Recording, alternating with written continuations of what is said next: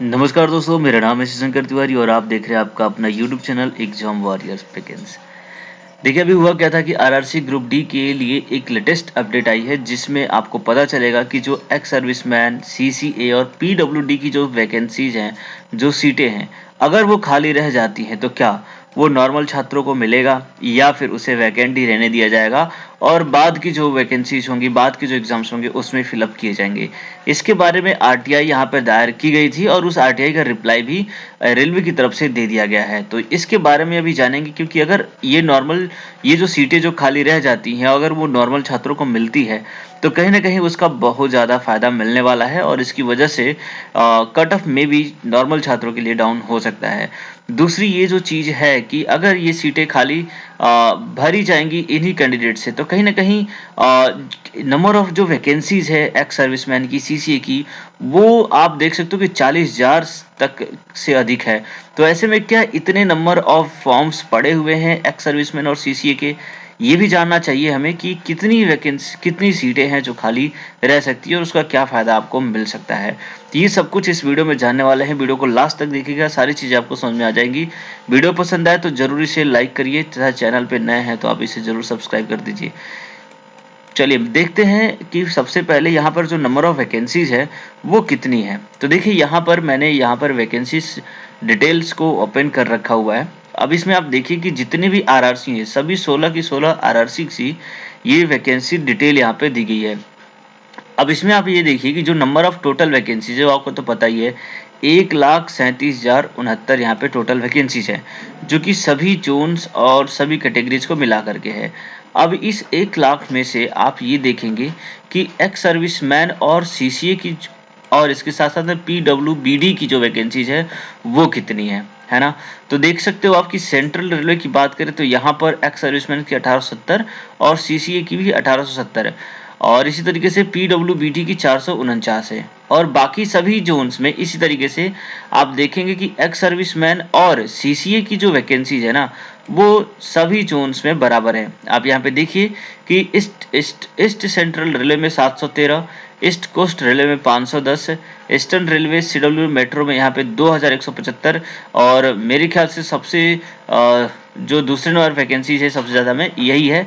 इसके अलावा अगर नॉर्थ सेंट्रल रेलवे की बात करें तो वहाँ पे 948 एक्स सर्विसमैन और सीसीए दोनों की वैकेंसीज है। इसके अलावा नॉर्थ वेस्टर्न रेलवे में आप देखिए 1049, नॉर्थ ईस्ट फ्रंटियर रेलवे में आप देख सकते हैं यहाँ पे 575। तो इस तरीके से ये सभी वैकेंसीज डिटेल हैं। इसमें सबसे ज़्यादा जो वैकेंसी है वो है नॉर्दर्न रेलवे डीएमडब्ल्यू आरसीएफ में जो कि 2630 है। तो सबसे बड़ी बात ये है कि इतनी अधिक वैकेंसीज यहाँ पर एक्स सर्विसमैन की और सीसीए की दी गई है। तो क्या ये पूरा का पूरा जो फिलअप वैकेंसीज हैं वो फिल हो पाएंगी? क्या इतने सारे एप्लीकेशंस आए हुए हैं यहाँ पर, वो भी देखना होगा।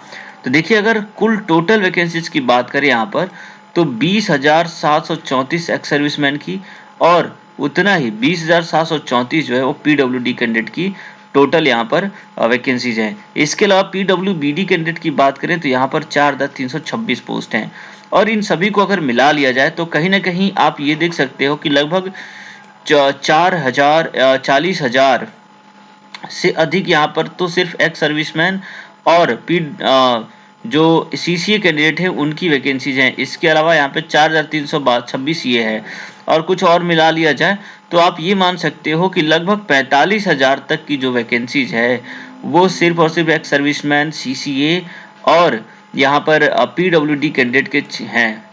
तो इन 1,37,3,000 वैकेंसीज में से आप 45,000 की वैकेंसीज यहीं पर है तो कम से कम मतलब 55,000 ही वैकेंसीज बचती हैं जो नॉर्मल छात्रों के लिए यहाँ पर है। तो ऐसे में कहीं ना कहीं ये समझना होगा कि इतनी वैकेंसी जो इन छात्रों को दी गई है क्या ये पूरा फिलअप हो पाएंगी। तो मैं आपको बता दूं कि अभी रेलवे की तरफ से जो अपडेट दिया गया था जिसमें उन्होंने सीसीए के लिए अलग से एक फॉर्म फिलअप कराया था, ठीक है, जिसमें वो छात्र जिन्होंने रेलवे में अप्रेंटिस कंप्लीट कर लिया था वो उनको अपना नंबर्स और डिटेल्स यहाँ पे फिलअप करने थे।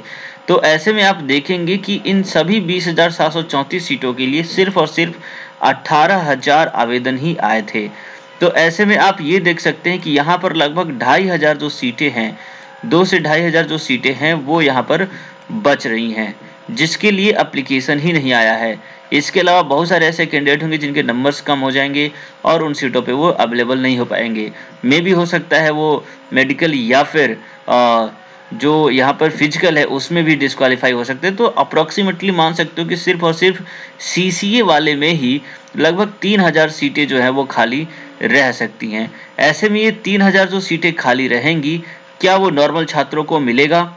उसी तरीके से ये जो एक्स सर्विसमैन की जो सीटें हैं 20,734, इसमें भी आप देख सकते हो कि एक सर्विसमैन में भी देखा जाए तो इतने नंबर की जो सीटें हैं, मे भी इसके एप्लीकेशन भी इतने ज़्यादा नहीं आते हैं, बहुत ही कम आते हैं। इसलिए आपने देखा होगा कि एक सर्विसमैन की जो कट ऑफ है वो लगभग पासिंग मार्क्स ही होता है, उससे ज़्यादा होता ही नहीं है। तो ऐसे में ये भी माना जा सकता है कि यहाँ पर भी बहुत सारी जो सीटें होंगी वो खाली ही रह जाएंगी। तो कहीं ना कहीं कुल मिलाकर ये देखना होगा कि अगर ये सीटें खाली रहती हैं तो इसका फायदा हमें नॉर्मल छात्रों को मिलना चाहिए या नहीं। उसी तरीके से पीडब्ल्यूडी की बात करेंगे। तो चलिए देखते हैं कि आरटीआई की तरफ से रिप्लाई क्या आया था, उसे यहाँ पे समझ लेते हैं।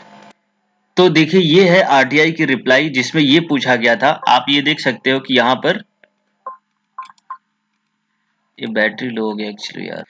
चलो देखते हैं अभी क्या है कि यहाँ पर आप देख सकते हो कि एक्चुअली ये जो है ना रांची बोर्ड में यहाँ पर अप्लाई किया गया था आरटीआई, जिसमें क्वेश्चन पूछा गया था कि क्या एक्स सर्विसमैन को यहाँ पर जो एक्स सर्विसमैन की जो वैकेंसीज हैं वो यहाँ पर नॉर्मल छात्रों को मिलेगी या नहीं। इसके अलावा देखिए यहाँ पर इनके जो आंसर आया हुआ है उसमें ये लिखा गया है, in order of merit vacant vacancies of ex serviceman will be fulfilled.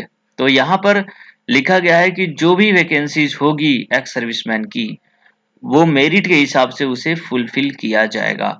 यानी कि एक्स सर्विसमैन वाले जो होंगे, अगर वो पासिंग मार्क्स को यहाँ पर कंप्लीट करते हैं और उसमें उनका होता है तो उन्हें लिया जाएगा। अगर जो सीटें खाली रह जाती हैं, मान लीजिए कोई एक्स सर्विसमैन है, यूआर से बिलोंग कर रहा है, कोई ओबीसी से है, तो यूआर के जो कैंडिडेट हैं उनके लिए जो पासिंग मार्क है वो 40% है, वहीं ओबीसी के जो है उनका 30% है। तो ऐसे में अगर इतने नंबर आते हैं तो ही इनका सिलेक्शन होगा, इससे कम आने पर नहीं होगा। और उसके अलावा जो यहाँ पे वैकेंसीज रह जाएंगी वो फुलफिल किया जाएगा, यानी कि नॉर्मल छात्रों को उसे दे दिया जाएगा। इसी तरीके से आपको पता होगा कि सीसीए वाली जो वैकेंसी है उसमें भी यही होता है कि अगर सीसीए के कैंडिडेट कम पड़ गए हैं, उनसे पूरी की पूरी पोस्ट फिलअप नहीं हो पा रही है, जो कि पासिंग क्राइटेरिया को भी फॉलो नहीं कर पा रहे हैं, तो ऐसे छात्रों का तो सिलेक्शन नहीं हो पाएगा। तो जो सीटें बच जाएंगी उसे नॉर्मल छात्रों को दिया जाएगा। बाकी अगर हम बात करते हैं पीडब्ल्यूडी कैंडिडेट की, जो पीडब्ल्यूडी छात्र होते हैं, जो उनकी वैकेंसीज होती हैं, तो देखिए वो नॉर्मल छात्रों को नहीं दिया जाता है।